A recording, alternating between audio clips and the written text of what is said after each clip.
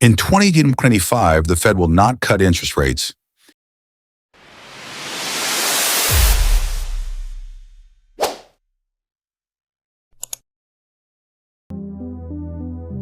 Even though this prophet always hits the mark, nothing good ever happens when he shows up.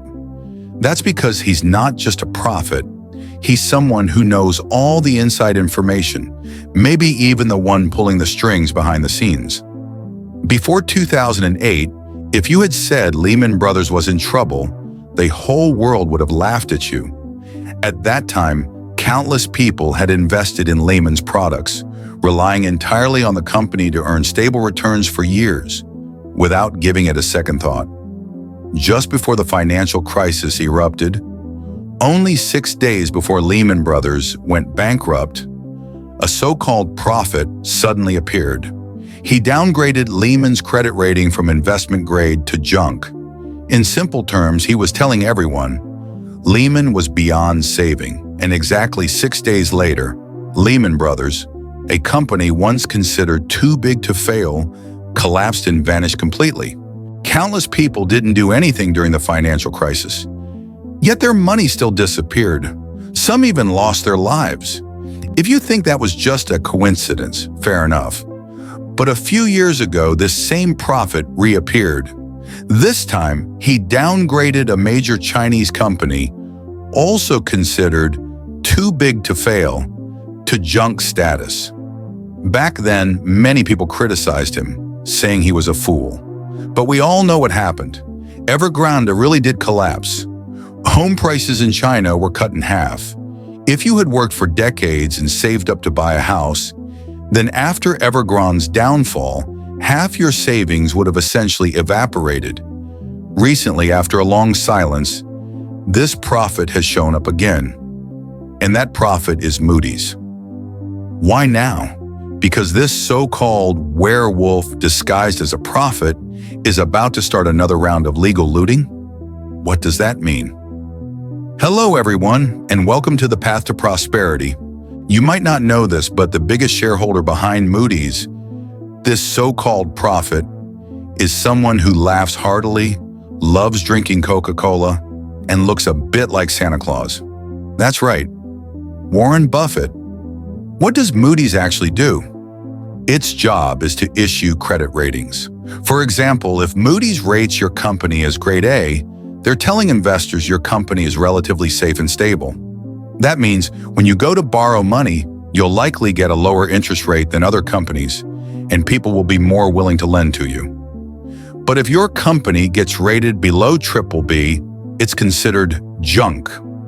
Back in 2007, most of Lehman Brothers' assets were problematic bonds. The value of those assets had already dropped significantly by then. In other words, Lehman had been holding worthless assets for a long time, but Moody's still rated Lehman as grade A at that time. What does that tell you? Recently, I went to the bank to do some transactions and withdraw some money. The bank manager told me that instead of letting my money sit there idle, I should invest it in stable financial products with guaranteed returns. He introduced me to some A-rated products, promising stable 5% annual returns. The only risk? The company might go bankrupt. This is exactly like 2008. If you had money and walked into a bank, chances are you'd be introduced to Lehman Brothers financial products, reassured you'd earn stable yearly returns. The only risk? The company might collapse. And Lehman was rated A, almost considered too big to fail. That's why so many people around the world bought into Lehman's products and handed over all their money. But at that point, most of Lehman's assets were already worthless. That's why Lehman's CEO personally flew to Warren Buffett's home, hoping he would step in to save the company. Buffett made several conditions. For example, no matter what happened in the future, Lehman would have to pay him 9% interest annually. In addition, no matter how high Lehman's stock price rose later on, Buffett would have the right to buy it at $40 a share. So what kind of price is $40? After Lehman went bankrupt and was liquidated, its stock price was about $40, meaning even if the price soared to $100, Buffett could still buy at $40, the lowest price. But Lehman's CEO turned down the offer. 3 months later, Moody's downgraded Lehman to a B rating, completely destroying market confidence. Lehman's stock price plummeted 93%, the company went bankrupt, and it triggered the global financial crisis. 10 days later, Goldman Sachs was also on the verge of collapse. Its CEO, like Lehman's, personally flew to Buffett's home and begged for help. Whatever terms Buffett offered, he agreed to all of them. In the end, Buffett successfully bought in at the bottom, not just Goldman Sachs, but also General Electric. In other words, it didn't matter that Lehman didn't sell to me. Once you collapse, others will line up to do so instead. Recently, right after Buffett made a statement at the shareholder meeting saying the dollar's going to hell, Moody's, the firm he has a major stake in, reappeared and suddenly downgraded the U.S. government bond credit rating. More importantly, the Federal Reserve also announced it would no longer cut interest rates. You can clearly see both the dollar index and U.S. Treasury bonds immediately dropped. This shows more and more people in the market are selling off U.S. dollars and bonds. What does that mean? It means the white gloves, those with legal licenses to loot and destroy, have finally made their move. In other words, U.S. financial speculators have almost finished stockpiling their ammunition. If you don't want to become a scapegoat this time, or even want to break through your current social class, you can follow my channel. I'll keep sharing valuable insights.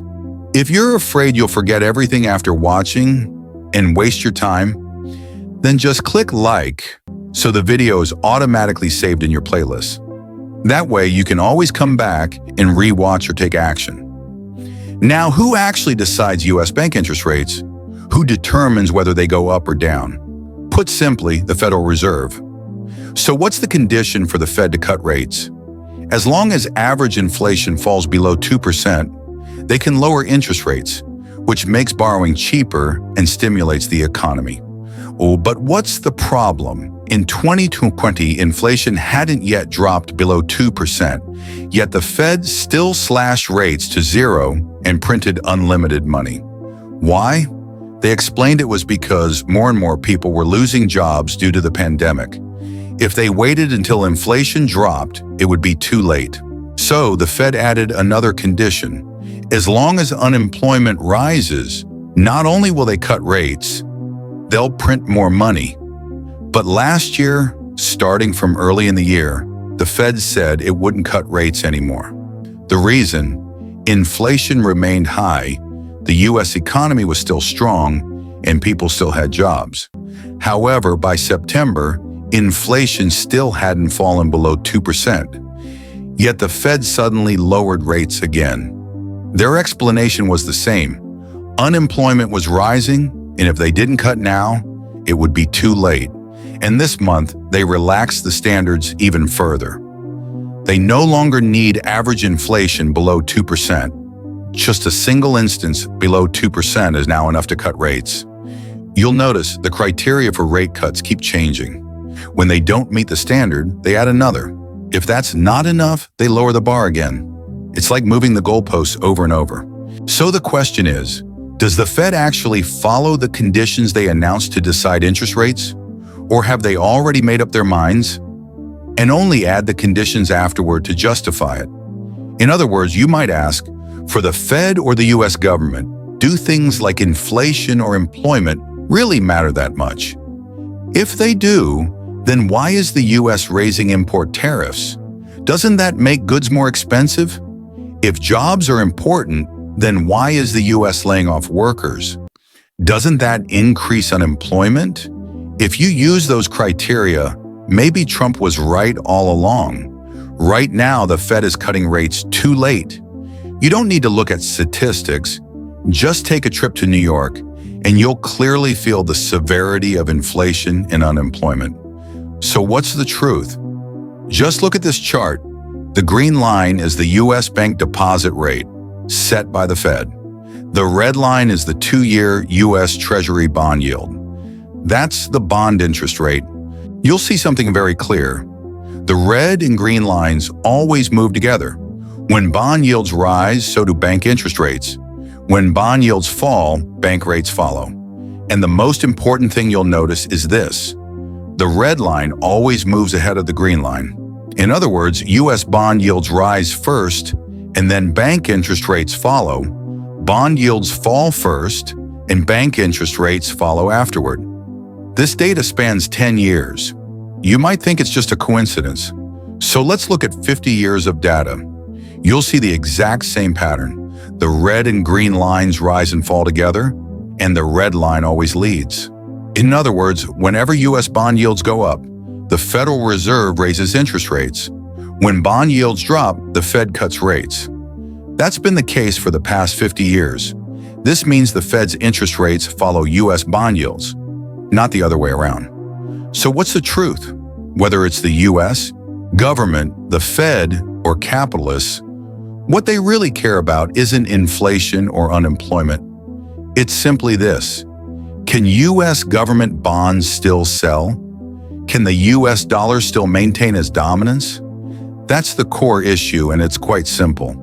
If bank interest rates are at 5%, but U.S. bond yields are only 4%, do you think U.S. bonds can sell? If you had $1 million, would you put it in a bank to earn 5% or lend it to the U.S. government for just 4%? So when bank interest rates are higher than bond yields, everyone chooses to save money in the bank.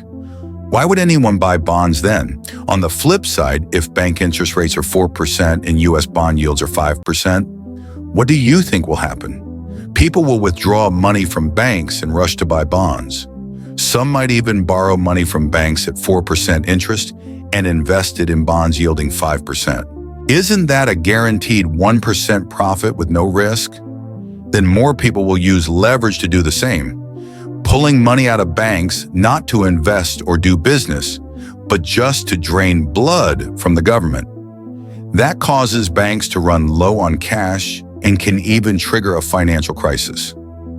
So bank interest rates and U.S. bond yields can't be too far apart. Why do we say the Fed's interest rate follows U.S. bond yields and not the other way around? Some people argue bond yields are determined by the market and can't be controlled, while bank rates are set by the Fed and are controllable. But here's the issue. Are U.S. bond yields really uncontrollable? Back in 1991, there was a bond investment firm called Salomon Brothers. They bought U.S. government bonds, meaning the U.S. sold bonds to them, and they resold them on the market. At that time, the U.S. government limited each firm to buying no more than 35% of the bonds issued. But Salomon faked customer names to buy more bonds, hoarding a huge amount of U.S. government bonds. Why hoard so many? Simple, to manipulate bond prices. For example, if they dumped a large amount of bonds on the market, prices would fall. And the lower the price of a bond, the higher the yield. Because bond prices and interest rates move in opposite directions. By dumping bonds and driving yields up, Salomon could manipulate the bond market for profit. When this was exposed, do you know who was on Salomon's board at the time? The Coca-Cola-loving old man, Warren Buffett. No need to go too far back in history. In 2023, when BlackRock and other financial giants bought U.S. government bonds at rock-bottom prices, bond prices soared by 40%. There are countless examples like this. Just look and you'll find them. So what does this mean? Whether or not the U.S. cuts rates is officially decided by the Fed, but in reality, it's determined by U.S. bond yields. So does that mean if someone can control bond prices, they also control the timing of Fed interest rate changes? And as I've said many times in other videos, behind the Fed stand the capitalists. So you tell me, are interest rate hikes and cuts made for the benefit of the American people or for the benefit of the capitalists? If you understand this, then here's the more important part.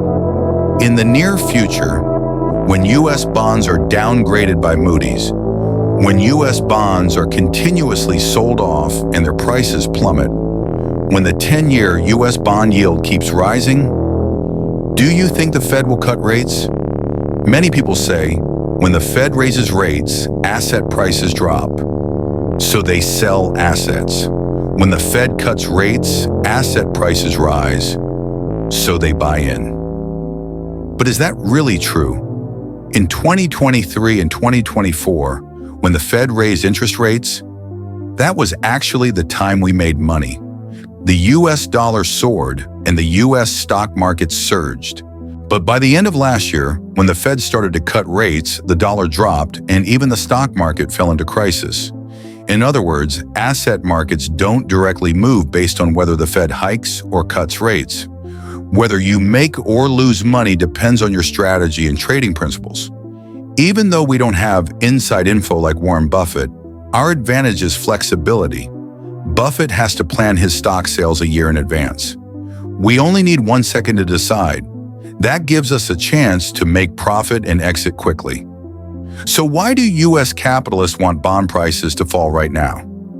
Some may think this doesn't make sense, since Buffett currently holds over $300 billion in US bonds. Wouldn't falling prices hurt him? Here's the thing. Buffett is holding short-term bonds.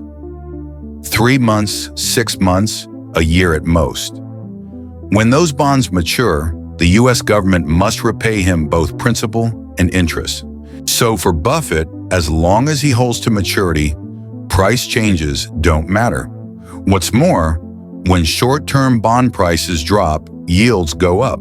So when his bonds mature, he'll reinvest in new bonds at cheaper prices with higher returns. Therefore, falling bond prices and rising yields actually benefit Buffett, who holds large amounts of cash in short-term bonds. As I mentioned in last week's video, the US government's current problem is this. No one wants to buy long-term bonds anymore. American capitalists only buy short-term bonds. In the past, the government could borrow money at very low interest for 10 to 20 years. But now, they have to borrow and repay every month or every 6 months. And bond yields are currently very high. As soon as the government repays capitalists, those capitalists turn around and lend the money back. And a few months later, the government has to repay again with high interest. This is like sweeping money into private hands on a loop. So as long as US bond prices keep falling, capitalists can keep lending to the government at high interest. Printing money while profiting is basically making money from nothing. What does that mean? For example, during the 2020 pandemic, the Federal Reserve claimed to stimulate the economy by buying massive amounts of mortgage-backed securities from capitalist giants like Goldman Sachs, Citigroup, and Morgan Stanley. At that time, the Fed loaned these banks trillions of dollars at around 2% interest. Put simply, the Fed lent money to these banks at 2%. After giving them the money, the Fed raised interest rates up to 5%. Then those same banks took the money they borrowed at 2% and deposited it back at the Fed, earning 5% interest. In other words, the Fed lent money at low rates, then borrowed it back at high rates from the same banks. So the higher the Fed hikes rates, the easier it is for these banks to profit off the interest gap and drain money from the Fed safely and risk-free. Imagine borrowing from someone at 2% and lending it back to them at 4%.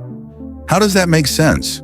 So when US bond prices fall, interest rates rise, and the Fed keeps rates high and refuses to cut, is that good or bad for capitalists? Many people misunderstand. Didn't you say banks like Goldman and Morgan are shareholders of the Fed? So if they're draining the Fed, isn't it just moving money from one pocket to another? You're right. Capitalists are behind the Fed. But whether the Fed profits or loses has nothing to do with them. For example, if the Fed makes a profit, it must hand it over to the US government. Shareholders don't get a cut. If the Fed loses money, like now, shareholders don't have to cover the loss. The US government keeps funding and backstopping the Fed. So in the end, who takes the hit when the Fed loses money? The US government. That's why, as US bond prices keep dropping and yields keep rising, the Fed can't cut rates. If the Fed doesn't cut rates, capitalists can keep lending to the US government at high interest, and continue extracting value. But here's the problem. If these capitalists keep pushing up interest rates, refuse to cut them, downgrade U.S. bonds, and even claim the dollar is heading to hell, sure, they make huge profits. But won't that cause America to collapse? Won't the government's ability to repay debt get worse? So the big question is, can the U.S. government actually repay its debt? In reality, U.S. debt has always been repaid through Fed money printing, so there's no such thing as a U.S. bond default or America collapsing. There's just one problem, and if you watched last week's video, you'll understand. No one wants to buy U.S. bonds anymore, and the money the U.S. has spent may never come back. This time, Moody's downgrade means U.S. bonds are no longer the world's safest asset. They've dropped to 12th place. That's Moody sending a clear message to the world. There are safer alternatives to U.S. bonds now. U.S. bonds are no longer trustworthy. Think about it. The funds managing your money, like insurance companies, financial products, pension funds, the big institutions handling your investments, asset managers and professional fund managers, they're now forced to shift their strategies, moving money out of U.S. bonds and into bonds from Europe, Australia, or Canada, because now those bonds are considered safer than U.S. bonds. This will lead to massive capital outflows from the U.S. to other countries, causing the dollar to depreciate. If, as Warren Buffett said, the dollar truly goes to hell and loses significant value, then that's exactly what I've been talking about. A modern version of the Plaza Accord, which I call the Marigot Agreement for our era. This agreement doesn't require your approval or signature. As long as the dollar devalues, it's as if your country has already signed on to it. Have you noticed? This time, Buffett hasn't just publicly criticized the dollar. He's also praised Japan, saying he won't sell Japanese stocks for the next 50 years. Let me be blunt. I don't know if Warren Buffett will still be around in 50 years. I only know what's happening right now. Even people around me, who never used to invest, are now rushing to Japan to invest, just because of Buffett. They're not only buying stocks, but also real estate. That's why I started investing in the yen last year. And since then, the yen has continued to rise while the dollar keeps falling. If you've seen my previous video, you'll know Buffett can't directly sell off all his US dollars to convert into yen, but he can influence others to sell dollar-denominated assets and shift into yen-denominated assets. And that would naturally drive up the value of the yen assets he invested in earlier, right? Just like how one sentence from Trump can trigger a global stock market crash, one comment from the stock god can cause a particular asset class to skyrocket. That's the power of the stock market. But I digress. Let's get back to the point. What do you do when you want to buy something but the owner refuses to sell? Meaning, even if you want to buy, you can't. So how do you get them to sell? Step 1, make them take a loss. If the dollar depreciates and you're a Japanese financial institution holding $3 trillion in dollar assets, a 10% drop in the dollar's value means a $300 billion loss, right? The next step is to force them into heavy losses so they're compelled to dump their assets. This chart makes it very clear. On top is the price of U.S. bonds. Below is the dollar's exchange rate. Historically, when U.S. bonds dropped in price, the dollar would rise. And when U.S. bonds went up, the dollar would fall. So if I'm Japan and I hold a lot of U.S. bonds, even if bond prices drop and I lose money, I can still sell them, convert the dollars to yen, and profit from the exchange rate. In other words, losses in one area could be offset by gains in another. But starting this year, when U.S. bonds fall, the dollar also falls. That means Japanese financial institutions holding U.S. bonds are suffering double losses from both falling bond prices and a weakening dollar. As a result, Japanese bond funds have gone bankrupt and were forced to dump U.S. bonds at a loss. If the dollar continues to fall, what do you think will happen? Won't more financial institutions around the world face the same fate? Double losses from U.S. bonds and the dollar? These institutions all use leverage to buy U.S. bonds. When banks see the value of the bonds and dollars these institutions hold dropping, they'll demand early repayment or more collateral. If they can't meet those demands, they'll have to liquidate their holdings. So if both the dollar and U.S. bond prices continue to fall, many large institutions around the world will be wiped out and forced to sell their assets at a loss. Not to mention, just days ago, Japan's 20-year bonds couldn't even be sold, crashing the Japanese bond market and pushing interest rates up to 3.5%. Meanwhile, Japan's bank deposit rates are only about 0.5%. This means if Japanese bond rates keep rising, people will stop saving in banks and start borrowing from them to buy bonds. That would drain liquidity from Japan's banking system. To deal with this, Japanese banks will have no choice but to raise interest rates to stop the capital outflow. Even Japan's central bank has admitted it might have to raise rates. And once Japan raises interest rates, the yen will keep rising and the dollar will keep falling. I've said it many times. Around the world, countless people are borrowing money from Japan at 0.5% interest and then depositing it into U.S. banks at 5%, profiting from the interest rate spread. But once Japan raises its rates, the profit margin on this strategy collapses. They might even incur losses due to a weaker dollar. So many institutions that use leverage for this arbitrage will be asked to repay loans or add collateral. That will force a wave of dollar to yen conversions, pushing the dollar down further and strengthening the yen even more. This could actually help solve America's bond selling problem, giving the U.S. a chance to rise from the ashes. Why? Simple. If you're Japan or any other country and you don't want to get crushed or sell at a loss, what can you do? Think about it. If the world is holding too many U.S. dollars in bonds and the system collapses, what happens? First, years of effort by your nation's companies would go to waste. Second, your economy could crash overnight. So if you want to avoid that, your only option is to keep buying dollars and U.S. bonds. In other words, you have to keep holding these assets to avoid even bigger losses. And as I said in last week's video, if you don't, you'll be hit by tariffs and the falling dollar, making your country's exports uncompetitive in global markets. That's exactly what's happening to Japan's economy right now.